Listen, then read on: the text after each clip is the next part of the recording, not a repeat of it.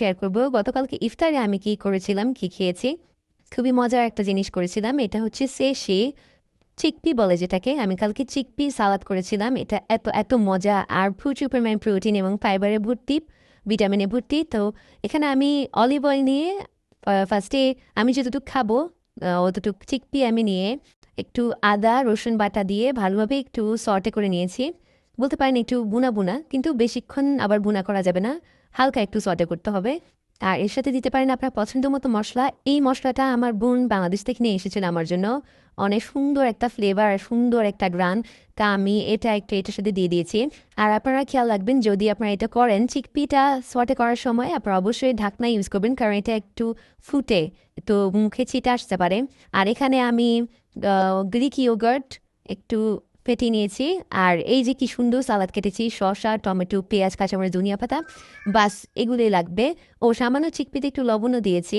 তো এরপর আমি এই যে বুনা হয়ে গিয়েছে, এখন আমি এটাকে মিক্স করব। পুষ্টিতে ভরপুর একটা সালাদ। আর যাদের গ্যাস্ট্রিকের প্রবলেম বা আইবিএস এর সমস্যা, যাদের পেটে সহজে সব কিছু সহ্য হয় না, তারা কিন্তু আবার অল্প করে খাবেন, কারণ এটা ডাল জাতীয় একটা জিনিস। তাই ইফতার খোলার পরে এটা খেলে অল্প করে খাবেন। এই যে আমি ইয়োগার্টটা দিয়ে দিয়েছি উপরে, অ্যান্ড এটা মিক্স করে নেব।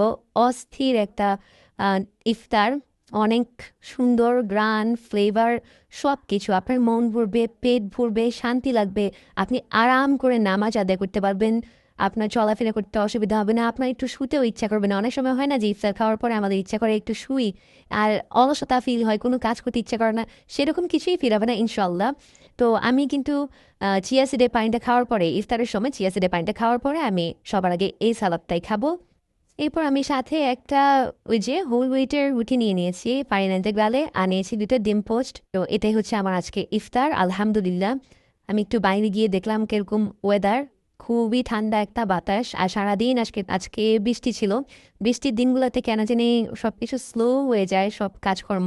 আমি কয়েকটা চারা এনে রেখেছি, আমার চারাগুলো আস্তে আস্তে উঠছে। আমি এরপর এখানে একটা সুন্দর গার্ডেন করার আমার পরিকল্পনা আছে, ইনশাআল্লাহ আমি করবো সেটা কোনো একদিন। এই যে এখন খুবই বাজে অবস্থা আমার গার্ডেনের, আমি দেখালাম না কিছু। আকসা আমার কাছে বারবার আসছিল ওই যে চিকপি সালাদটা একটু একটু করে খাওয়ার জন্য, তো আমি ওকে একটু একটু দিচ্ছিলাম, ওর কাছে ভালোই লেগেছে মাশাল্লাহ। আজকে মাগরিবে আজান ছিল 5টা 48-এ। আর সালাদটা অনেক ইয়ামি ছিল, আপনারা অবশ্যই এটা ট্রাই করে দেখবেন। আর টক দইয়ের সাথে আপনারা চাইলে একটু ফ্লেভার অ্যাড করতে পারেন, সামান্য একটু রসুন অথবা একটু শুকনা মরিচ। কিন্তু ইফতার খোলার পরে শুকনা মরিচটা আমি এই জন্য অ্যাড করে নিই, যদি পেটে জ্বালা পোড়া করে, এই জন্য আমি শুকনা মরিচটা দিই নি, অন্য সময় কিন্তু আমি দিই।